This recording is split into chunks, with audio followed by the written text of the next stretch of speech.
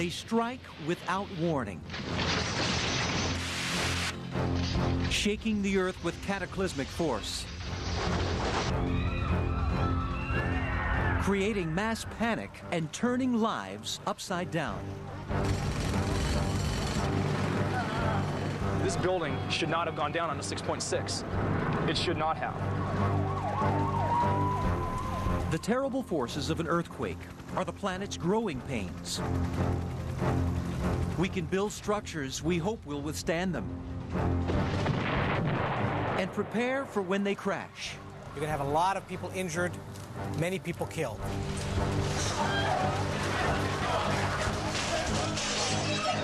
But earthquakes remain the most unpredictable force of Earth's fury.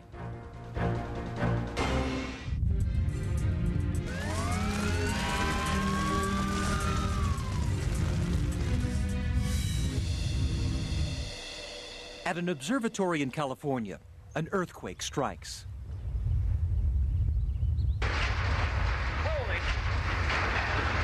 Holy, oh my God. Holy cow. There's a larger earthquake. All right. All this astronomer can think of is escape. I'm on my way out. Top floor. What happened to the top floor? Destroyed. What do you go, come on. It may fall off. Go.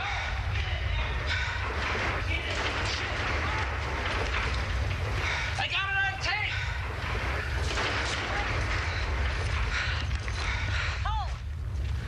I got it on tape. As he races from his observatory, the ground beneath his feet appears to crack. Move it, come on. This is only a moderate aftershock that hurt no one. When larger earthquakes strike densely populated areas, the results can be devastating. San Francisco, October 17th, 1989. The talk of the town this day is of baseball.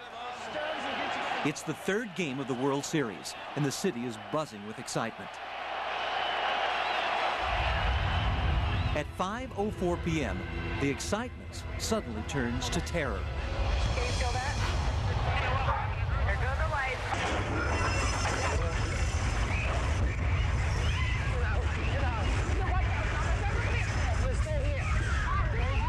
It shook a long time, and it just kept coming, and it kept coming, and it kept coming again.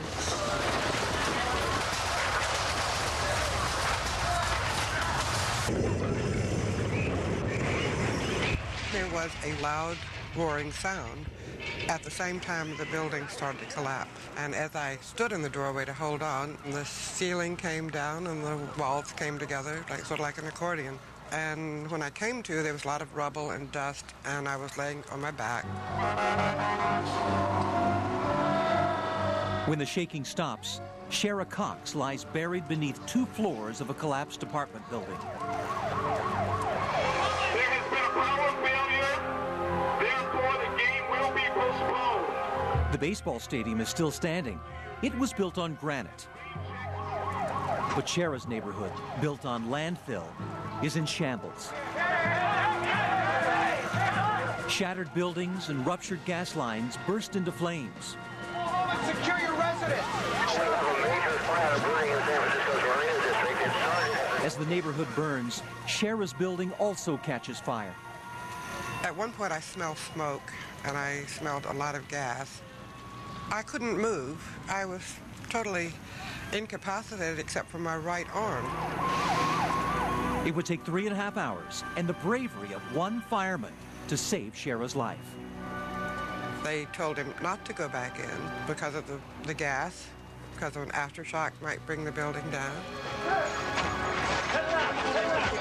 But he stayed with me until he got me out. Throughout the Bay Area, the powerful magnitude 7.1 earthquake has left a trail of destruction.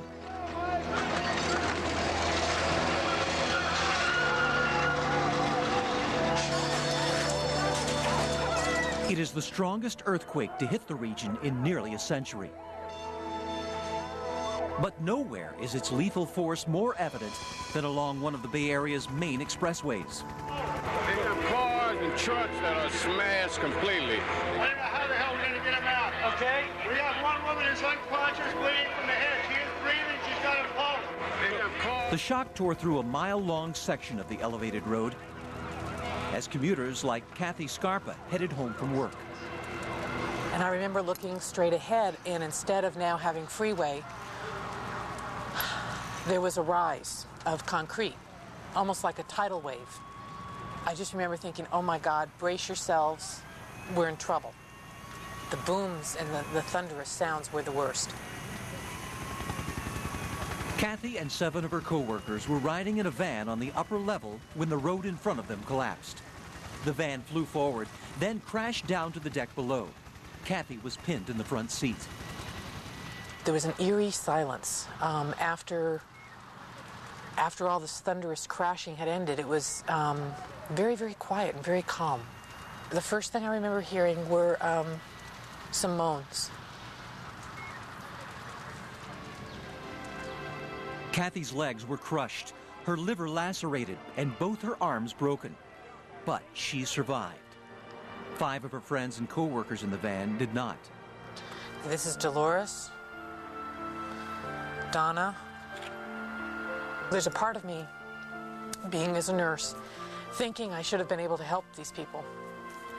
And that's something I've had some real difficulty with, the guilt of surviving and not being able to help them.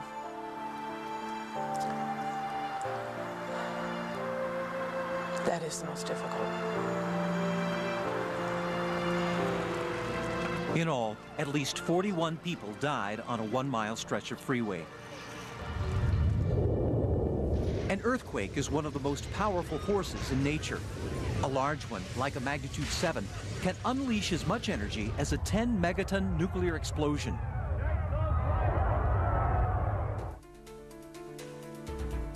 Quakes are caused by the movement of the Earth's crustal plates. Here, along the San Andreas fault line in California, 2 plates are grinding and jerking past each other at a rate of about 2 inches a year. In other parts of the world, these plates, which float above the Earth's hot mantle, are sliding beneath each other in a process called subduction. This can trigger massive earthquakes. Like this one, which crashed building facades in downtown Anchorage, Alaska in 1964, during the biggest earthquake ever recorded in North America. The 9.2 shock was enormous.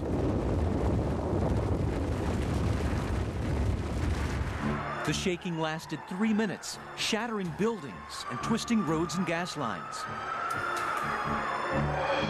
Within seconds, the broken ground lifted as high as a 2-story building, in some places shifting dozens of feet toward the sea. Get out of those lowland areas and head for the hills. The tidal wave is expected to hit at this point almost any time. The violent motion triggered giant tsunami waves, walls of water 90 feet high or more that battered the coastline and left shipping docks in shambles. The disaster claimed more than 100 lives.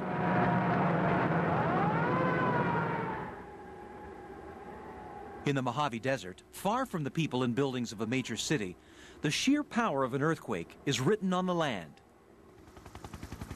The Emerson Fault, one of many that carved through this arid terrain, had been dormant for thousands of years. In 1992, it suddenly awoke with a tremendous jolt. The power of an earthquake can change the course of one's life in a second. But it is the power of the human spirit that allows us to triumph over disaster.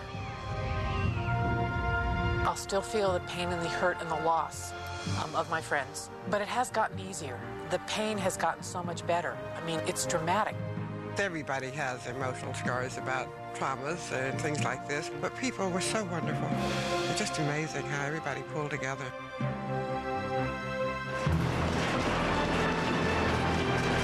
People will need to pull together again as the Earth begins to move beneath Japan.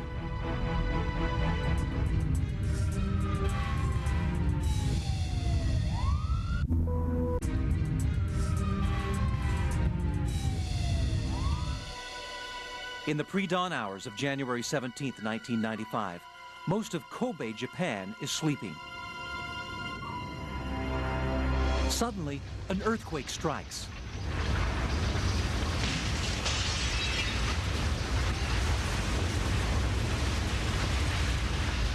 Cameras in all-night convenience stores record the severe shaking.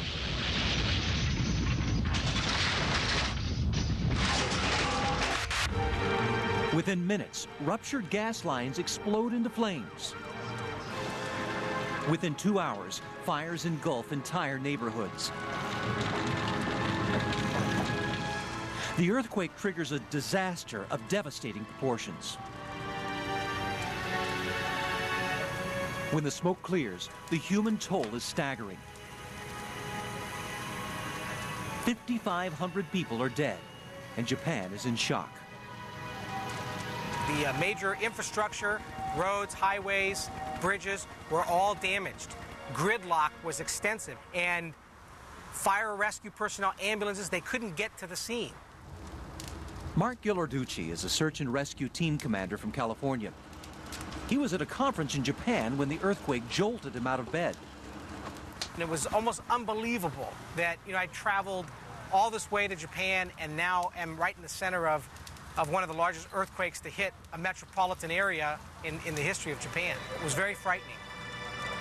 Although the country lies in one of the world's most seismically active regions, the extent of the destruction in Kobe had not been anticipated.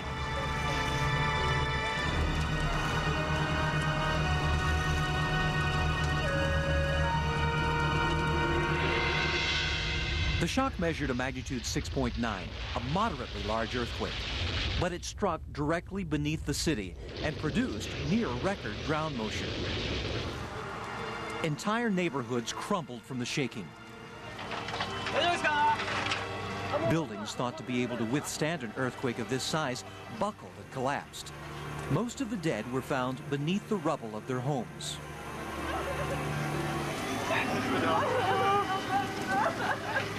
In a country with one of the most advanced earthquake building codes, how could so many structures fail? What contributed to the tremendous damage in Kobe was a combination of structural vulnerability, very strong ground shaking, and problems with soils. James Goltz was also in Japan when the earthquake hit. He is a policy analyst who specializes in earthquake hazards.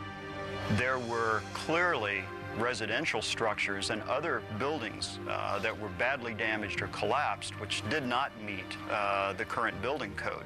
Those buildings were vulnerable, and when the ground motion of that earthquake struck those buildings, they collapsed or they were very badly damaged. As the drama unfolded in Kobe, Californians paid particular attention. 1 year earlier, to the day, Los Angeles suffered an earthquake with eerie similarities.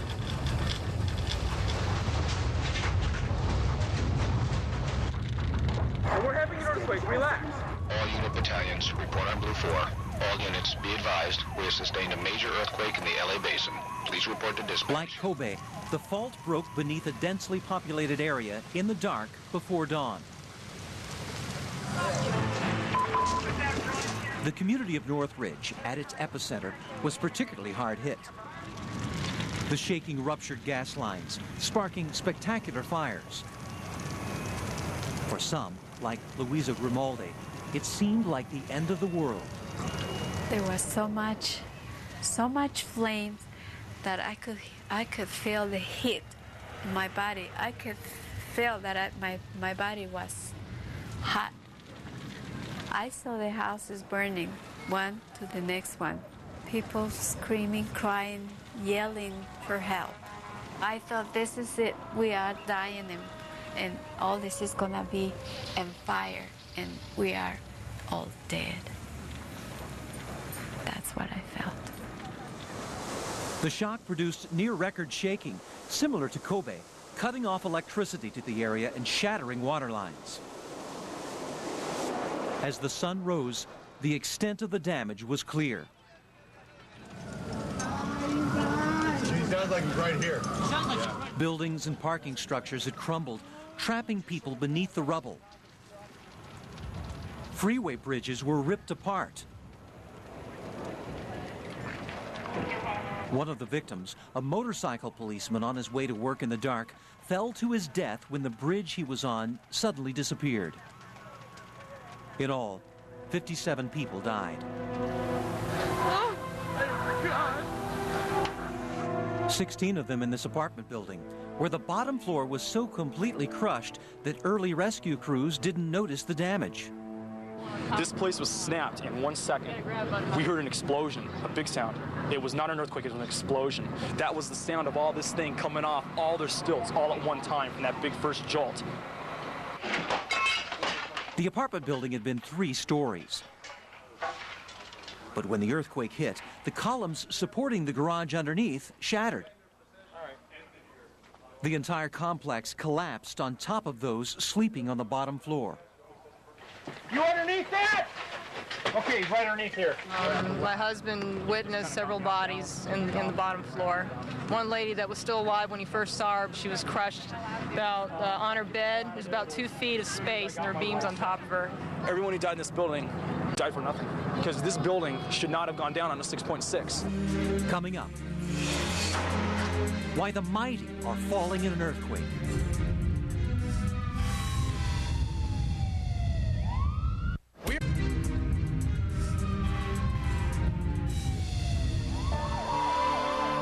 When earthquakes strike, it's the falling structures that kill.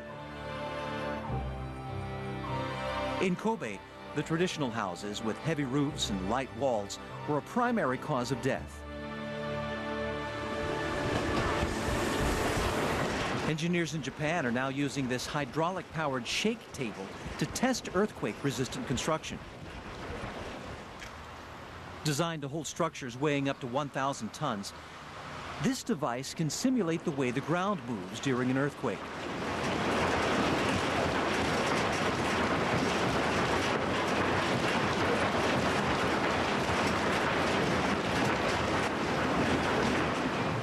In Soviet Russia, scientists once cabled entire buildings to massive seismic machines to simulate the force of an earthquake.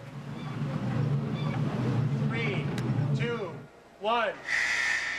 Dr. Tom Henye demonstrates an American shake table.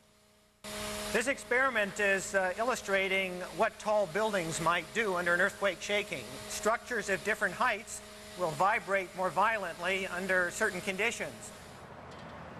What the engineers learn is incorporated into new construction, like these freeway overpasses in Dr. Henye's hometown, Los Angeles. We're passing underneath one of the newest and most impressive freeway interchanges in the world. It's built with modern engineering technology to prevent collapse. But it isn't until an earthquake strikes that we learn how well the new designs actually work. The results can be alarming. We learn something about how structures perform in every earthquake. The biggest surprise in Northridge was the discovery of damage to steel frame buildings. Buildings constructed with steel beams and columns like these were believed to be earthquake-proof. But this recent laboratory test shows what can happen to their steel beams during a strong earthquake. Where the beam and the column are welded together, stress from the shaking causes the joint to crack. It's a potentially disastrous problem that earlier laboratory tests failed to disclose. We didn't know prior to Northridge that we had a problem with steel frame buildings. Now we do. And we're going to modify the code, and we're going to put into practice changes that will make those buildings safer. Strengthening old buildings and retrofitting bridge columns with steel metal jackets are some of the methods used to keep structures from collapsing. But the technology doesn't come cheap. In poor developing countries, inferior materials and construction methods continue to claim lives. In 1970, a devastating earthquake struck the northern mountain region of Peru. The powerful shock flattened buildings made from adobe brick. Entire towns literally disappeared from the map. As bodies were lifted out of the rubble, the death toll climbed to some 66,000. Those who suffered the most were the poor, as is often the case in an earthquake. We could construct buildings that were very resistant to earthquakes, but as the resistance to earthquakes and other hazards increases, so does the cost of construction.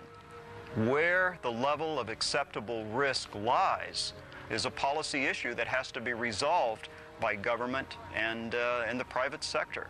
This is a tremendous dilemma in all societies that face a seismic hazard. When a building collapses, rescuers face their own dilemma. How to save survivors who are trapped before time runs out.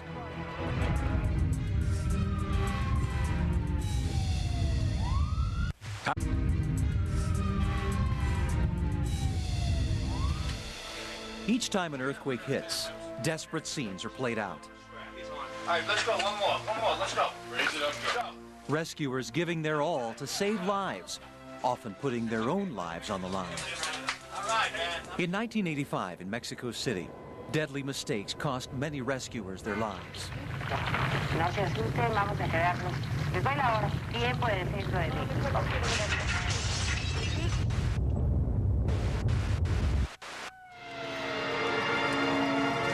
In a matter of seconds, the capital of Mexico was plunged into chaos.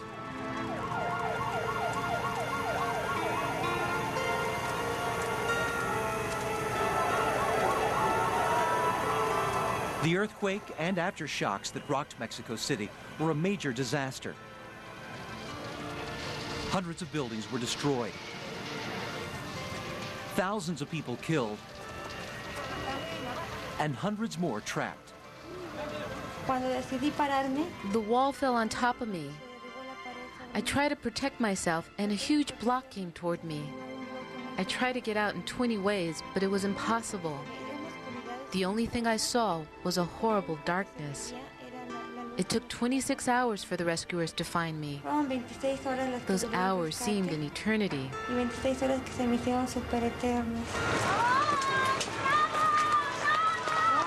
For rescue workers, the challenge that faced them was daunting. I personally never imagined that I would see or experience anything that I saw or experienced in Mexico City. And as I looked around in every direction, all I saw was gigantic buildings in a heap of rubble. Doug Kopp saw these scenes of devastation on television. With a small hammer, you can break that away and... He rushed to Mexico City to volunteer in the rescue efforts. He's been working disasters around the world ever since. One Doug Kopp went to Mexico and a completely different person left. I dropped everything I planned to do with my life and completely changed course. Despite the dedication of people like Kopp, many rescuers in Mexico paid a high price for their help. There was a lot of uncoordinated rescue efforts that took place in Mexico City. Many people died. Many rescuers or would-be rescuers were killed as a result of unsafe rescue operations. There was a problem of lack of people who had experience, because up until the Mexico City earthquake, no international team really went anywhere to get any experience. 191 survivors were pulled from the rubble. As many as 100 rescuers were killed.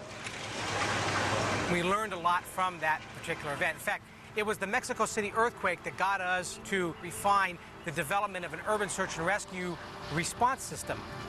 The system would prove critical in Southern California. When disaster struck Northridge, California, highly trained rescue units went into action. The most urgent effort was to save a man named Salvador Pena. He sounds like he's right here. He sounds like he's right here. Sounds like he's right here. Firefighter Isidro Miranda was gravely concerned for Pena. When I first saw how he was trapped, there was a little bit of skepticism because I had not communicated with him at that point, and all we could hear were moans. 3 floors of concrete parking garage were on top of Pena, pinning him inside of his truck. He was saying, please, please, help me. please help me get out. And then he would make reference to Dios, me ayude, God, please help me get through this. As rescue crews drilled on top of the rubble, Miranda and another crew tunneled below. No one knew how long Pena could hold on. He was in severe distress, and he was in fear for his life. Then suddenly, Pena grabbed Miranda's hand. Yeah, there's the patient right there. He was still able to recognize that we were there, and by him being able to squeeze my hand, we felt like we had a chance to rescue somebody who was facing catastrophic disaster. But the rescuers faced their own dangers. Aftershocks threatened to further collapse the structure. Feed them all the way around. The crews labored 7 long hours, breaking up the concrete and dismantling Pena's truck. Finally, the moment they'd waited for. At that moment, everybody felt like we had won a championship game, a battle of some sort. It was a great feeling at that time.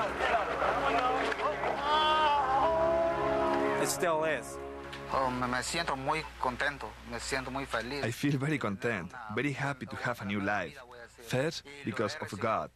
Second, because of the help that came from the rescue teams in this country. Pena was lucky in more ways than one. The collapsing beams that fell on top of his truck created a void space that saved his life. Anybody in here? It's what rescuers look for after an earthquake. When I search a building and I crawl through a building, I crawl through space. And if somebody was in that space, they wouldn't be hurt. Voids are found next to large, bulky objects. The bigger the object, the stronger the object, the less it compacts, the bigger the space is going to be. When the concrete falls or the material falls down, it tends to fall up against these items. The piece of concrete will come down and be bent over like this, and under here will be a survivable space, what we call a void space.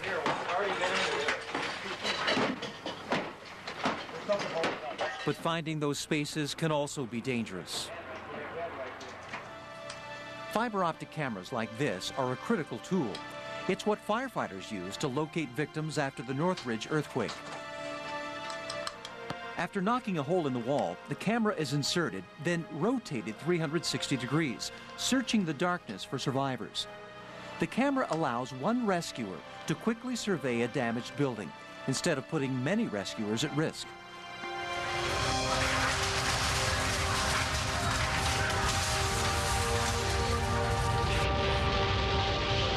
In a disaster, the call to duty can be a dangerous one.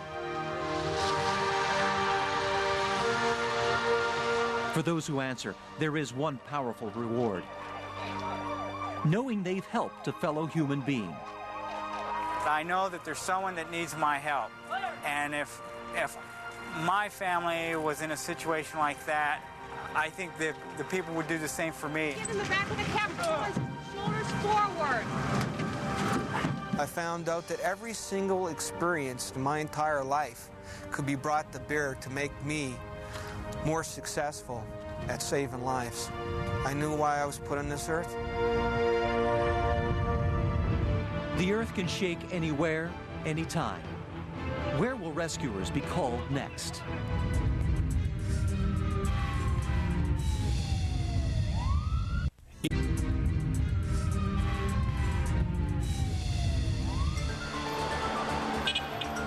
Tokyo, population 11.5 million. It is the super city of Japan, a financial mecca. A place where real estate prices soar as high as the skyscrapers that crowd the landscape. It is also an earthquake time bomb waiting to explode.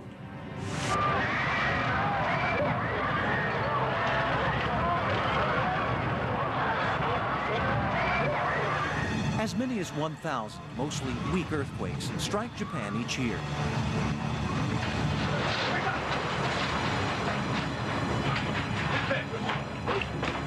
But none so devastating as the earthquake that struck Tokyo in 1923.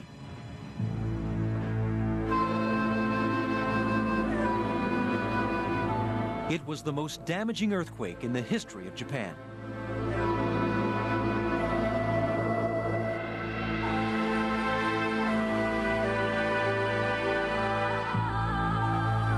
The quake and the fires that followed nearly decimated the city. More than 140,000 lives were lost. In one horrific incident, a blaze swept through an officially designated safety area, killing 40,000 people. The disaster left 7 square miles of Tokyo in ruins. Today, most experts believe that another large earthquake could hit Tokyo at any moment. Tokyo is at very high risk in the next few decades. If we have a massive earthquake in the heart of Tokyo, we're going to see devastation like we've rarely seen in this century. You could have perhaps 20 times as many people killed as in Kobe, where there were 5,000 people killed. Charles Scothrin is an engineer who lives and works in Tokyo. What we're talking about here is people and buildings and infrastructure equivalent to the state of California compressed into an area roughly the size of Los Angeles. Much of it on poor soils, sitting on several major earthquake faults. Earthquake preparedness films like this one hammer home the danger. The worst-case scenario is an earthquake that strikes Tokyo on a weekday afternoon when millions of people are at work. Buildings that do not meet current seismic codes would suffer damage or collapse. Roads and bridges would crumble. And fires, 4 times as many as in Kobe, would burn out of control, reducing much of Tokyo to ashes.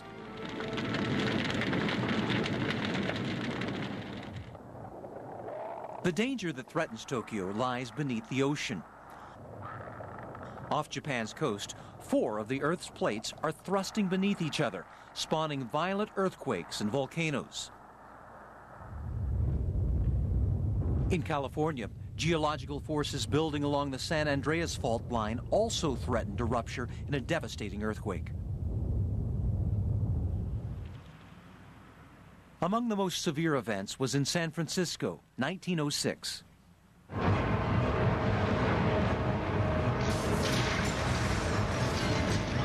The earthquake was one of the strongest ever recorded in California. Buildings that didn't crumble from the shaking ignited in flames as fire swept across the city. The disaster left 3,000 dead. If another big earthquake were to strike on the San Andreas, the death toll could again climb into the thousands. We know there will be an earthquake close to magnitude 8 on the San Andreas Fault in Southern California. We don't know exactly when. Chances are it'll be before we die. Are you setting up the... Dr. Lucy Jones is a geophysicist who lives and works in Southern California. Los Angeles is about 10 feet closer to San Francisco than it was when LA City Hall was built. It's moving, and it's stuck along the San Andreas Fault. We can measure that, and at some point, they're going to have to catch up with each other. In the last few decades, California has had a run of earthquakes.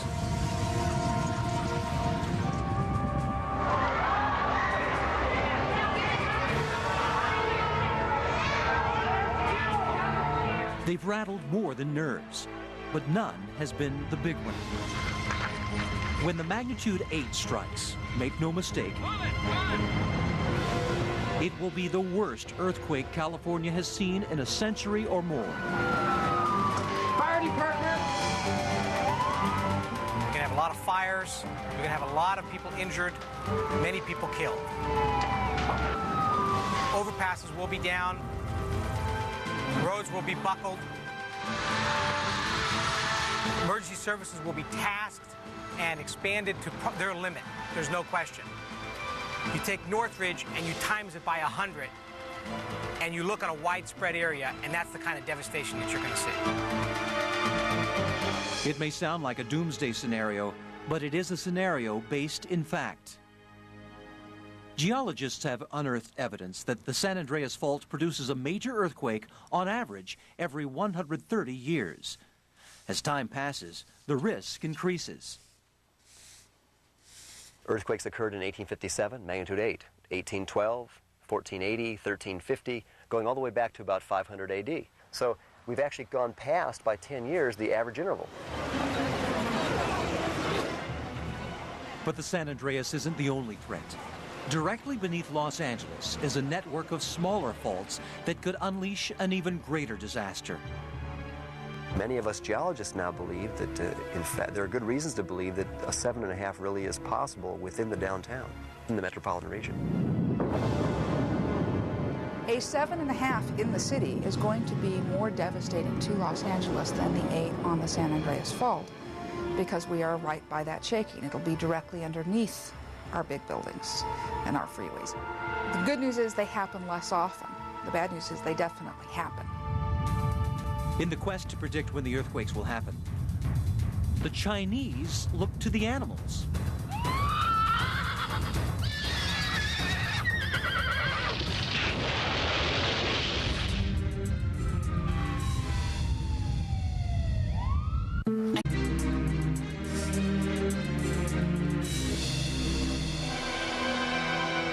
When will the next big earthquake strike?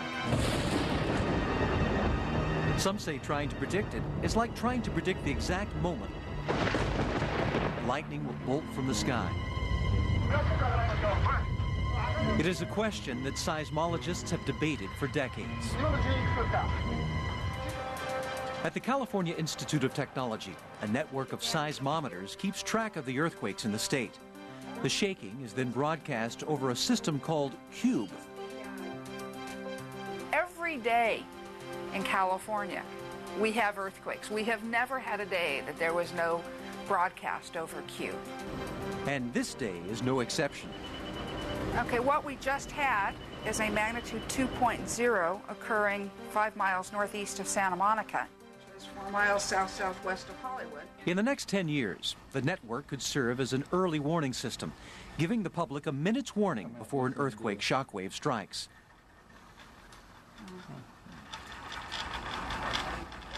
But the ability to make longer predictions isn't in the forecast. In seismology, number one, we don't know what makes an earthquake start, and we don't know what makes it stop. We're still trying to figure out some very big fundamentals. You could show somebody that a fault is likely to go in 50 years, and as a result, all kinds of preparations are made and 100,000 lives are saved. You know, imagine the way you'd feel about that when you're 70 and it happens and people's lives are saved. You know, it's a tremendous challenge to try to do something heroic. At the heart of the puzzle is one overriding question. When the ground moves, does the Earth send out some sort of signal beforehand?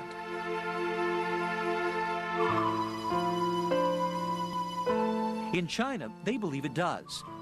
For centuries, the Chinese have had their ear to the Earth. Nearly 2,000 years ago, they invented the first earthquake detector, a bowl with an instrument inside that drops a ball from a dragon's mouth at the first sign of a tremor. The Chinese were also the first to predict an earthquake. Every earthquake is unique, and so every earthquake has its own particular characteristics. Jean Chu is an American scientist working for the Chinese government. She has researched one of the most famous earthquakes ever predicted, China's Haicheng earthquake of 1975. The Haicheng earthquake had a whole series of precursors. And I actually asked the earthquake scientists in the province who had monitored and predicted it. And they said if it hadn't been for the whole series of signals, taking one on its own would not have convinced them to alert the community. For months, the Chinese monitored the environment. They noticed odd phenomena like snakes coming out of hibernation and other strange animal behavior as depicted in this government film. But more significant was a series of foreshocks that happened just before the earthquake struck. On February 4th, 1975, a strong tremor hit Haicheng. The city was completely shattered. But relatively few lives were lost. Because experts had predicted the earthquake, the people were warned hours in advance. 1 year later, residents of another city, Tangshan, would not be as lucky. In Tangshan, there were also a series of signals that the Earth gave out. And they were monitoring those signals, but they were also looking for seismic signals, which the Tangshan earthquake did not have. The earthquake struck without warning, virtually obliterating Tangshan. At least 250,000 people died. It was one of the most devastating earthquakes in history. Only about a third to a half of earthquakes are preceded by foreshocks, and Tangshan was not one of them. Intrigued by the prediction efforts in China, Dr. Lucy Jones made research trips to the country during the 1980s. She came away disappointed. It's a mistake to think that because there is a prediction before one event means that you'll always be able to predict the other ones. How can we predict them when we don't know what's the process that causes them to occur? We may never be able to predict exactly when the ground will move. It's a secret the Earth refuses to give up. Earthquakes are an integral part of the Earth's life cycle. From the destruction comes new understanding about how to live with nature. And from the pain and suffering of a disaster comes the compassion that is part of man's nature. People come out of the woodwork. Doesn't matter whether he's a ditch digger or a barber. He'll come out and roll his sleeves up and go to work, and you come back 2 days later, he hasn't stopped. You see as a community a surge of pride, a unity, a come-togetherness. Volunteers are what makes the difference at major disasters around the world. You find those people all over the place, all the countries. There's good people. We can never tame the Earth's fury, but we can try to understand it and survive its powerful force.